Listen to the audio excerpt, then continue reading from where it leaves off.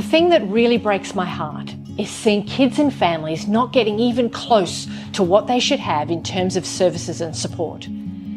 There is an inequality of opportunities between the city and the bush that can completely change the trajectory of these kids' lives.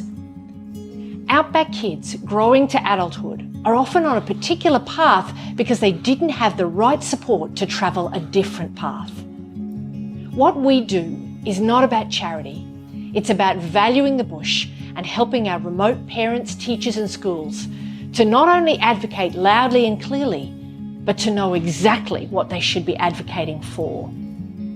If you know that intervention once a term isn't really going to help your child, then you'll fight for it. But if no one's ever told you that, and your child's getting help but things aren't improving, then you so often assume the problem is your child.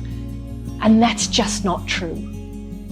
I know that if my son is only seeing a therapist or professional once a term, or even once a month, then very little is going to change.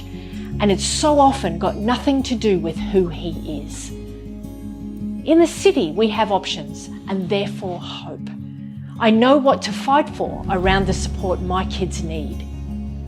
Well, we want to give that same hope and support to our Outback parents, teachers and schools, so that together we can fight for our Outback kids. When our team spends time with our Outback kids, we see a lot of happiness. There are lots of really great things about growing up in the bush. Our team are working alongside teachers and parents to fill the gaps, especially in relation to social and emotional development. Things like helping kids know that if they're not okay, who do they talk to? We encourage kids to do 3 things: look out, check in, and speak up. Look out for themselves and how they're doing. Check in with their mates and speak up to a responsible and trusted adult. It's about helping kids identify people in their support network and knowing who they can have safe conversations with.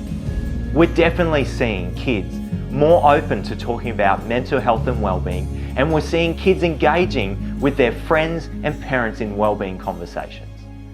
That's not only good for our kids, but also for our Outback communities, both now and into the future. We want our bush kids to stay in the bush. We want the bush to be the place where you can easily reach your potential and there's lots of diverse opportunity. The potential is there, but with poor service and support, it's often not being fully realised. We want our bush parents to know their kids can get the right help when they need it. We want them to know who to go to and that they can get quality services.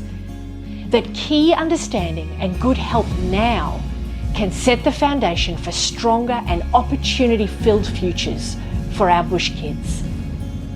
Our Outback can't tackle these issues alone. So please give generously to our We Are Queensland appeal and make a significant contribution to a stronger future for our Outback kids.